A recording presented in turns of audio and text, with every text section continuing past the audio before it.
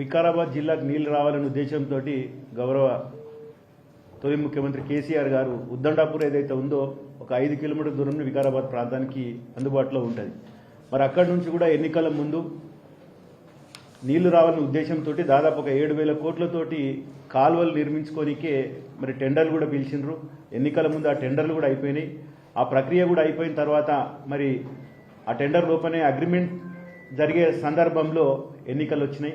ఆ ఎన్నికలు వచ్చిన తర్వాత మరి కాంగ్రెస్ పార్టీ అధికారంలోకి వచ్చిన తర్వాత మరి ఎన్నికల ముందు ఏం చెప్పిన వాళ్ళు, వచ్చిన తర్వాత 90% పూర్తయింది, ఒక సంవత్సరంలో పాలమూరు రంగారెడ్డిని పూర్తి చేసి రంగారెడ్డి జిల్లాలో ఉన్నటువంటి రైతాంగానితో పాటు మహబూబ్ నగర్, నల్గొండ ఉన్నటువంటి రైతులకు కూడా నీళ్లు అందిస్తామని అయితే హామీ ఇచ్చిండ్రో మరి 2 సంవత్సరాల నుంచి కూడా అక్కడ ఒక పైసా కూడా పని చేయకుండా, ఒక తట్టేడు మట్టి కూడా తీయకుండా ఆ ఉన్నటువంటి టెండర్లను కూడా రద్దు చేసి మేము లచ్చిందేవపల్లి పూర్తి చేస్తాం, లచ్చిందేవపల్లి 1 టీఎంసీ ఉన్నది, దాన్ని 10 టీఎంసీకి పెంచుతామని అక్కడ ఉన్నటువంటి షాద్నగర్ ఎమ్మెల్యే కానీ పరిగి ఎమ్మెల్యే కూడా పలుసార్లు ప్రెస్ మీట్ పెట్టి దాని సందర్భంలో ఎన్నికల సందర్భం బట్టి విక్రమార్క గారు కూడా మరి అక్కడ పాదయాత్ర చేసి ఎన్నికలు అయిపోయిన వెంటనే లచ్చిందేవపల్లి పూర్తి చేస్తామని కూడా చెప్పిండ్రు.